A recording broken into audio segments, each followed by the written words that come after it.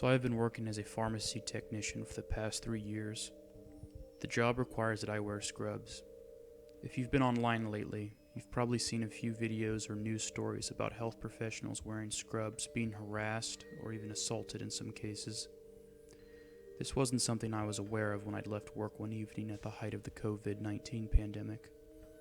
I've been practicing proper safe precautions by social distancing, washing my hands, and wearing a mask when I entered potentially crowded places. My job never required that I get too close to customers, so I didn't see any danger in wearing my scrubs out in public. On the way back from the pharmacy, I stopped at a convenience store to fill my car up with gas. As I began pumping the gas into my car, I noticed a man exit his vehicle. He walked toward me and stopped approximately 5 feet away and just stared at me. He had a long beard and a pair of thick sunglasses on. "Can I help you, sir?" I asked him. The man shook his head at me and took another step closer. I tried to ignore him until he began talking to me. "Do you know what you're doing?" he asked me. I told him I was just filling up my car. "You're spreading the virus through your clothes," he said to me. I told him I was a pharmaceutical tech and that I had just got off work. My explanation didn't seem to satisfy him. I looked him over and noticed he had a gun holstered on his right hip. I decided to just finish pumping without getting the full amount. I placed the nozzle back in its spot and looked back at the man. He had pulled the gun out of his holster. It was in his right hand, pointed at the ground. A really disgusting and fearful feeling came over me. "My wife is a diabetic. Your actions could get her killed," he shouted at me. I was downright terrified of this guy now. I apologized repeatedly and told him I would never do it again. He raised the gun up and pointed it at me.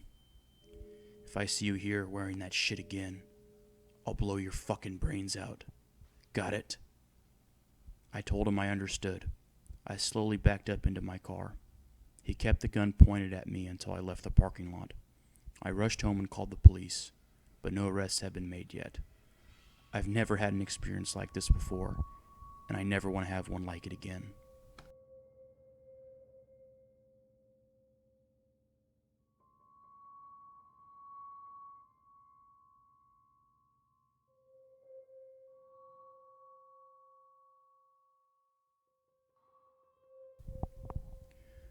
Due to the coronavirus pandemic, my roommate and I, let's just call him Jay, decided to stay inside and self-quarantine for 30 days since we had both been around large groups of people within the last month.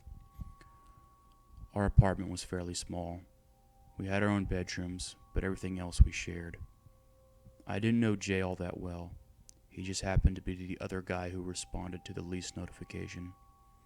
But as far as I'm concerned, he seemed like a good guy. The first week went pretty well. Since we're the only ones we'd see in person for a while, we socialized with each other much more than usual. We would play video games, watch movies, and drink with each other quite often. It felt like a real friendship was starting to blossom. But when the second week rolled around, things started getting pretty weird. Jay seemed to become more and more paranoid every day. He kept asking me if I'd been outside at all, or if I'd been around anyone lately. I assured him that I hadn't. He started not coming out of his room as often. He basically would just come out to grab food or go to the bathroom. He didn't play video games or watch movies with me anymore. One night, I woke up to the sound of him violently scrubbing the floors. He was using bleach on them. When I asked him what the hell he was doing, he just looked at me and said, "Go back to bed." I thought he was joking or something, but the look in his eyes told me he was dead serious. I didn't want any conflict, so I went back to bed. The next morning, he called me from his room. He once again asked if I had left the house. I told him that I hadn't. He told me that if I got him sick, I would regret it. Since that call, I barely ever saw him again. He wouldn't come out for food anymore. If he left his room, he would head straight for the bathroom. When he was in there, he would take extremely long showers. He'd be in there for more than an hour every day. Jay's condition was starting to bother me. It's clear he was losing it. It was about the 4th week when I knew I had to leave. I woke up in the middle of the night to use the bathroom. When I walked in, I saw Jay. He was in front of the mirror completely naked, violently scrubbing Germ-X or something onto his skin. He was scrubbing it so hard that he was actually bleeding. I shouted, "What the fuck are you doing?" He looked over at me with a face that I can only describe as being animalistic. His skin was pale and his body began to look malnourished. He began screaming at me to get away from him. I did what he asked, but it was that moment that I decided to move back in with my parents. I was now afraid of Jay. I packed up my clothes and personal belongings and called my landlord to tell him the situation with Jay and also that I needed to leave. When I opened the door to leave our house, I heard Jay's footsteps behind me. I closed the door and could hear Jay lock it from behind. My landlord said that he went back to the house to check on Jay. He said that Jay had ripped off pieces of the walls and nailed the doors and windows completely shut. He had to contact the police in order to get in. I found out later that Jay had a history of mental illness that would be induced during times of great stress. Honestly, I feel really bad for Jay. I don't think he meant to cause me any harm. I hope this pandemic ends soon, not just for the sake of people like me, but for the sake of people like Jay as well.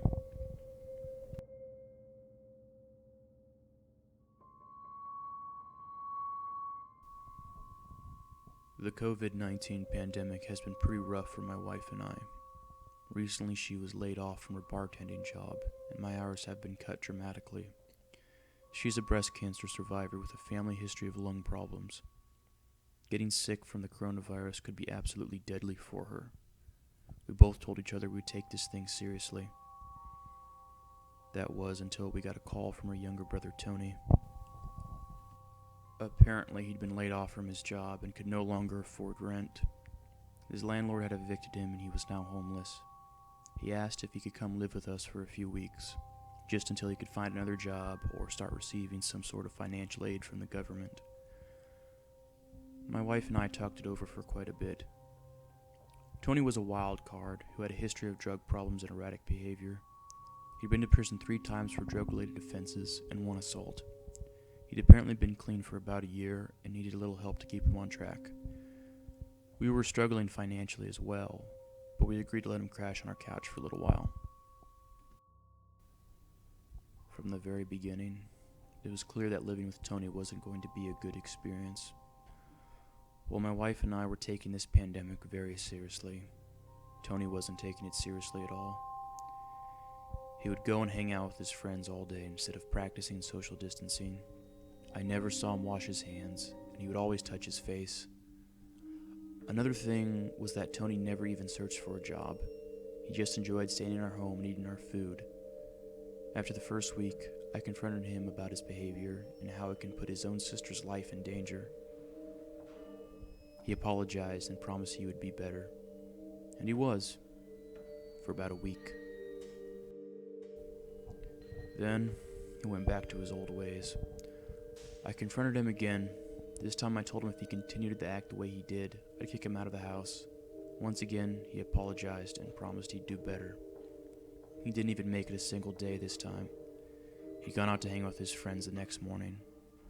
My wife and I waited in the living room for him to get back so we could tell him that he was no longer welcome in our house. When Tony came back, he stumbled through our front door. I said to him, "Tony, I warned you last time if you didn't change, you'd have to leave." I then gave him $200 we had saved up and told him to go stay in a motel for the next couple days so that he could find a new place to live. Tony didn't initially react to my proposition. He just stuffed the $200 into his pocket. He had a glassy look in his eyes, like he'd been doing drugs. "Are you high right now?" my wife asked him. Tony didn't respond. He just stood up, walked over to her, and spit directly in her face. I shot up, grabbed Tony by the shoulders, pushed him out to the door, and physically threw him into our yard. He tried to spit on me as well, but I closed the door and locked it just in time. Outside, I could hear him berating us with all sorts of foul words before running off. Immediately, I had my wife take a shower and wash herself off completely. It was unlikely that Tony had the COVID-19 virus since there hadn't been any cases in our county yet, but we still wanted to be as safe as possible. A few days later, my wife received a call from Tony. She didn't answer it, but he left a voicemail. We both listened to it. Tony was hysterically crying on the phone, trying to apologize for his actions a few nights before. If I'm being honest, I didn't care much for Tony's apology because I'd heard it many times before. But I admit that he seemed sincere. I didn't pay much attention to it until he said that he'd been tested for COVID-19 about a week ago and just got the results today. He tested positive. I could feel the air leave both of our bodies simultaneously after hearing the news. Immediately, we rushed ourselves to the hospital so that we could be tested. When we got there, we explained what happened. After drawing samples from us, we were told to quarantine ourselves in our homes. It would take about a week for the test results to get back to us. Back at our house was the most stressful week of my entire life. I don't consider myself a religious man, but I prayed every day. I begged God not to let my wife or I get infected. At the end of the week, we received our results. By some miracle, we were both negative. I remember falling to my knees and thanking God for answering my prayers. This pandemic has been rough on us, but we're both still here. I hope the story serves as a reminder to everyone that they need to stay home and take this pandemic seriously.